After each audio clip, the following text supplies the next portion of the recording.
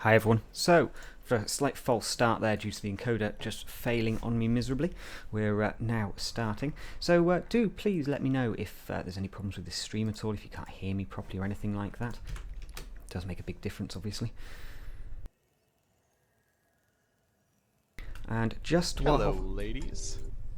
we get a few people onto the stream, I'm just quickly going to send a few invites out to people. Everyone. So, for a slight false start there due to the encoder just failing on me miserably, we're now starting. So do... Sorry about that double talk there.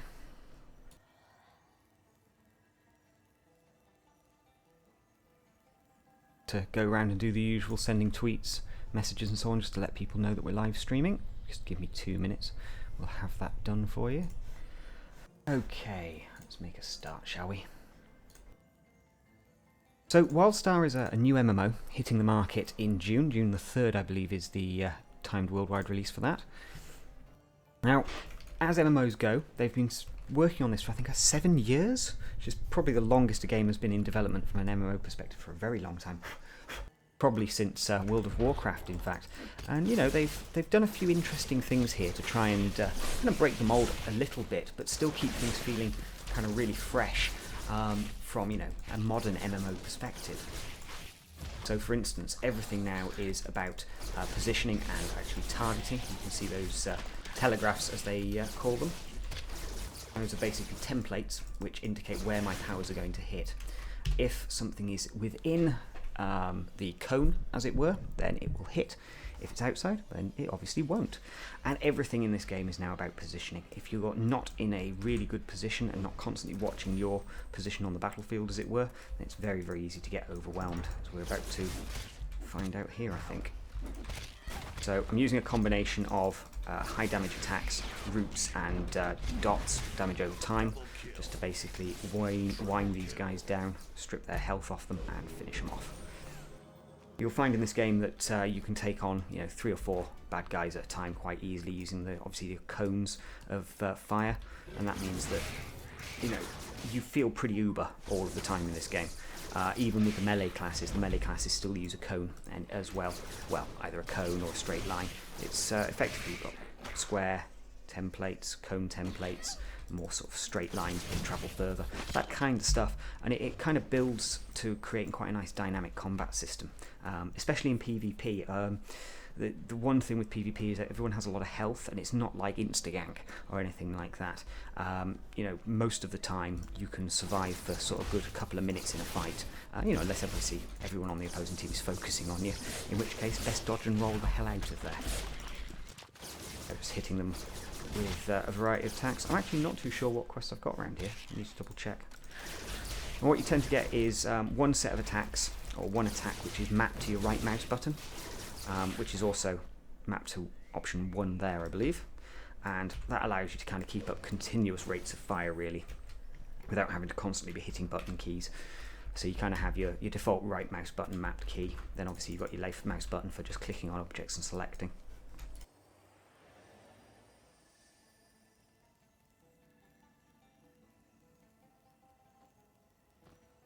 One second while I quickly send a few more messages out to people. Always good to let people know we're streaming.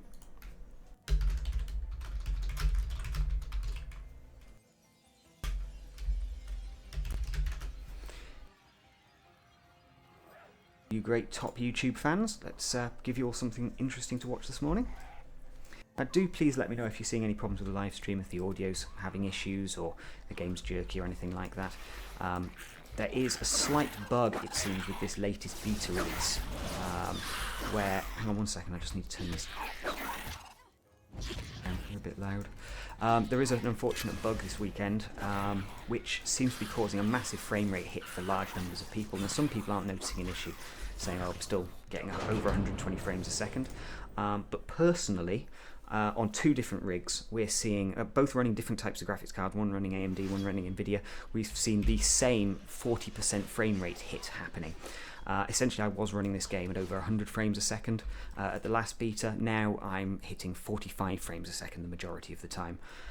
There is something has gone screwy in this latest beta they're going to have to fix, because graphically things haven't changed dramatically at all, yet we are seeing a massive frame rate hit across a wide range of different hardware. It's not like we can sort of say, oh, it's a driver issue with your graphics card, or it's that particular model of make of graphics card you're getting. It seems to be happening at random to different people. One person I was reading has two machines that are identical. One machine has the problem, the other machine doesn't. So that doesn't help matters much either. So it does look like there is some bug here. During the beta launch for this weekend, there was a really nasty bug that was causing the instances of each world, as it were. We all share one server, but we get instanced into kind of our own little individual worlds, as it were, with a small population, and that helps to keep things nice and balanced. There's not too many people crammed into one area. But what it was doing is this bug was basically causing the entire world shard that you were in to crash, and from what I could tell, it was any player in the world shard that could cause it to crash for everyone who's in that shard at that time. So they had to do some work. Apparently it was an AI related bug, so something related to how the mobs were operating at an AI level in programming was causing this world crash. Anyway, this is PvP, so this is where things get much more interesting in my opinion. I like PvE gameplay, but ultimately it really is just there to get your PvP kind of leveled up, unlock weaponry, etc. So in this kind of game, what we're interested in is these moody masks. I want this moody mask. I have to back off. Whoa! Buff our guys. So moody masks are basically capture the flags. That's the way you can kind of think of it. And you can see the kind of absolute chaos that's going on here, with everyone kind of just at the moment forming a kind of defensive line and not letting anybody get near the moody mask. So I'm just going to blitz forward, try and take a new position, see if I can cause a bit of trouble for them. Everything is about position in the PvP game. If you're in a really bad position, if you stay in one place for too long, you are dead. It's as simple as that. And situational awareness, watching those telegraphs on the floor, is absolutely essential. So as you can see here, I'm managing to keep much of my time out of the combat, out of those telegraphs, out of the templates. And we need to kind of dislodge this moody mask, or it's going to go nowhere fast. The idea is grab the moody mask, return it to your capture point. The opposing team also can steal your moody masks if you've got some. And I've got to be held down here. I'm going to try and jump forward, see if we can stun those guys for a second. Lots of stuns, lots of holds, lots of snares in this game, just like World of Warcraft. Obviously there are timers on those, so you can't just keep firing them off repeatedly, and also people do gain some impervious nature to those attacks. I'm going to die because we've been completely outgunned here. Break aggro. Heal me, heal me. You see even the healers use templates, meaning that their game is also much more action orientated than you would normally get. So normally in most games with a healer, the healer kind of just stands at the back, stays out of trouble, and just keeps casting basically, and there's very little skill involved in healing. It's more a case of just trying to stay out of combat. That's where your skill comes from. Ow. A moody mask has been recovered by the exiles. In this, because heals are based on the same principle of telegraphs, so templates, and obviously have different template sizes from cones to straight lines to squares to circles, it becomes again very, very dynamic. And from a healer's perspective, I've done a bit of healing. You have to very much watch where you are, where your teammates are now. Trying, if you can, to hit as many of your teammates as possible with your heals at just the right time. Just basically keeping people buffed with health. If you do it well, then teams can literally rampage across these maps and utterly obliterate your opponents, especially if you're all playing well as a team and you're actually targeting down those enemy healers. There's also casters as well, which form control types, and obviously the spell weavers, I think they're called, which is what I am, by the way, which is a combination really of a damage dealer, but also has some support heals and buffs as well, which is quite nice. There's also an illusionist class, which I've forgotten the exact pronunciation of the name of them, but the idea there is really they are crowd control. They also have some buffs there to kind of help. He's slunk off. Have some buffs there as well to kind of help the teams, but are very much about illusion controls. A lot of things kind of work like a strange hybrid of Guild Wars, World of Warcraft and City of Heroes. It's kind of how I describe it. It borrows heavily from all of them and then throws in its own unique control system, or attack system anyway, combat system.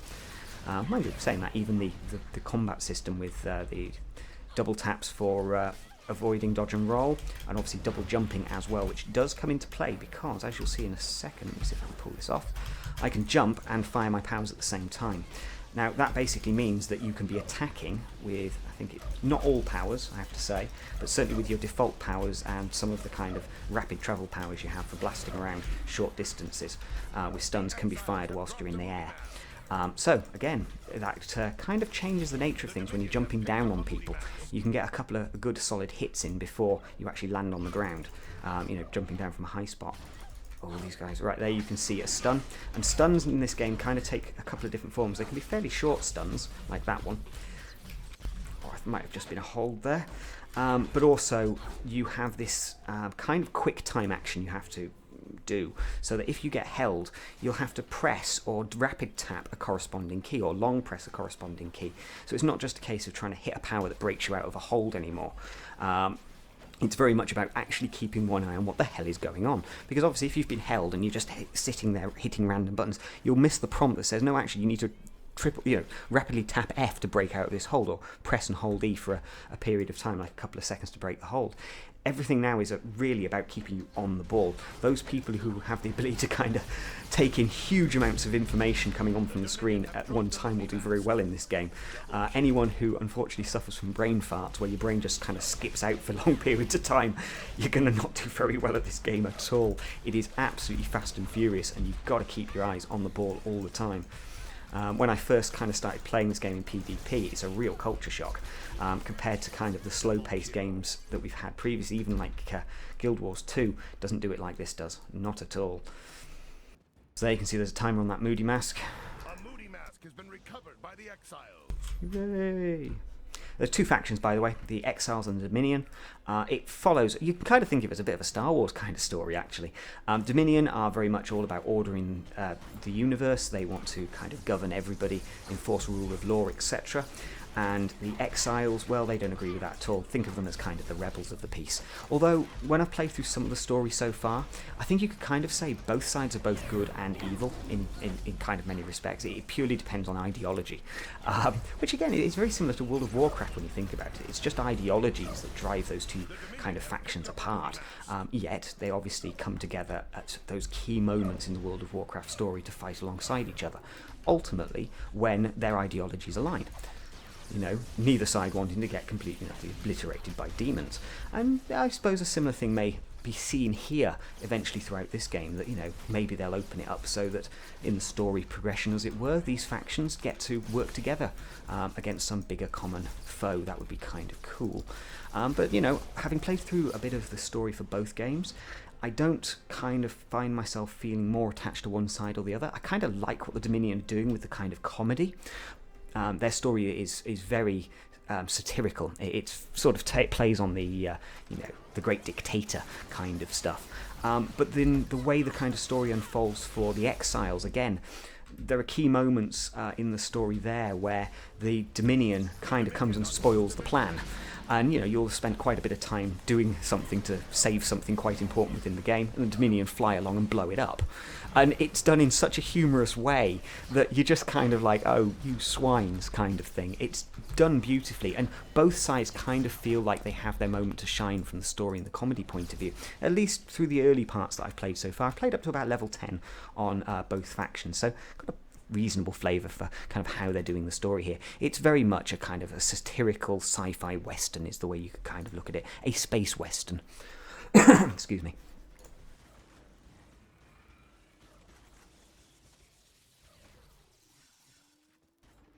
Steve, the games you've pretty much listed there have absolutely nothing to do with MMOs, but nice try anyway.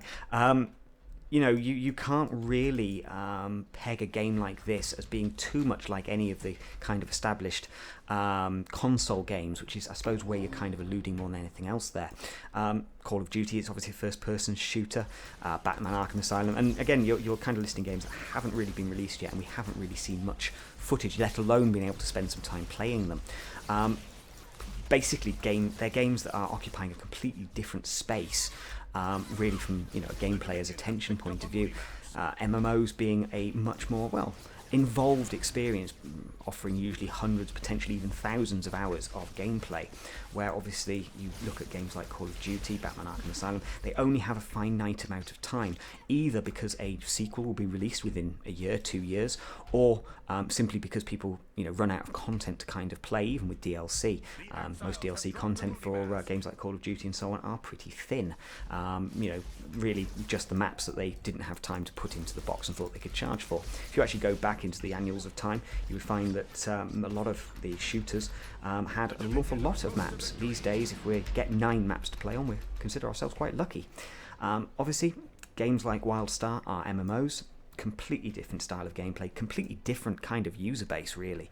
The kind of gamers that are interested in MMOs don't necessarily cross over into the hardcore shooter crowd, or the comic book crowd that might be interested in Batman, etc.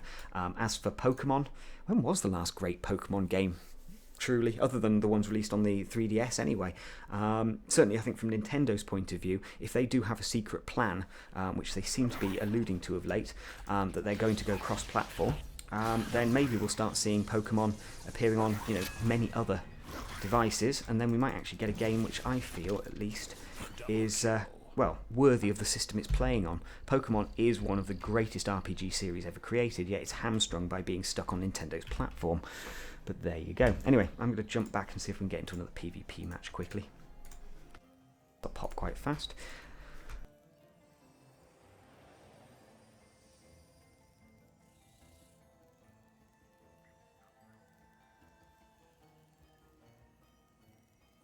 Just while we're waiting for that, I'm going to quickly fire out a couple of tweets as well. Let's get a few more people in here watching this stream, shall we?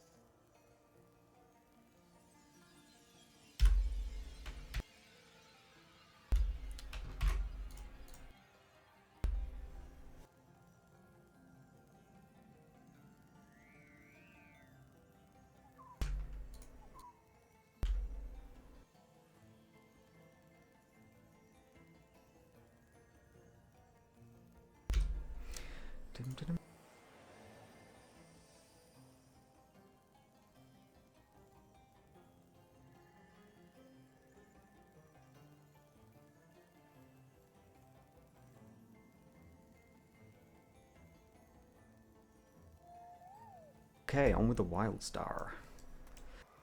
So as I say, the frame rate is a little bit choppy at the moment due to a nasty bug that the developers seem to have introduced. We're really hoping they're going to fix that.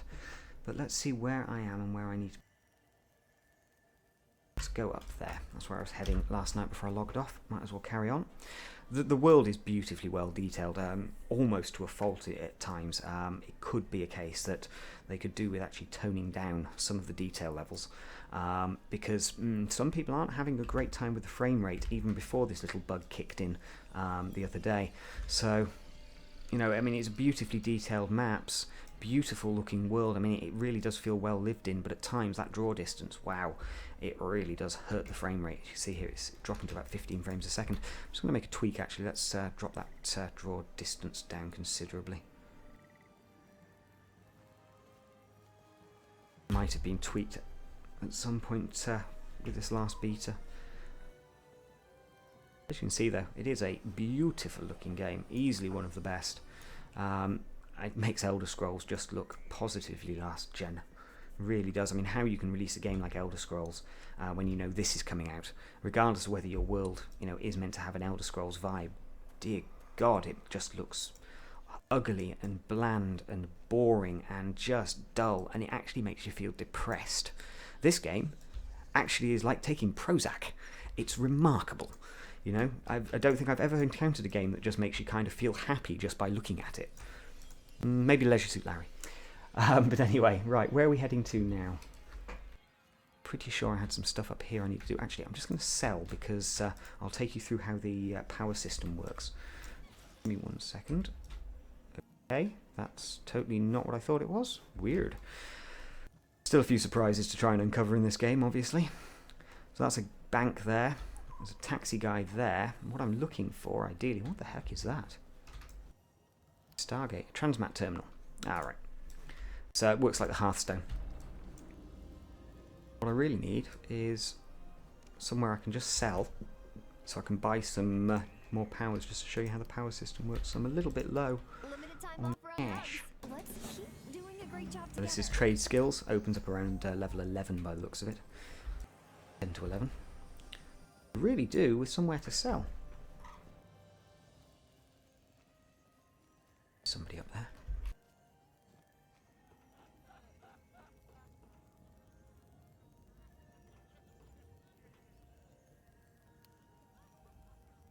Pick 2 trade skills. I don't really want to at the moment. Oh, excuse me, it's still quite early here. I'm half asleep.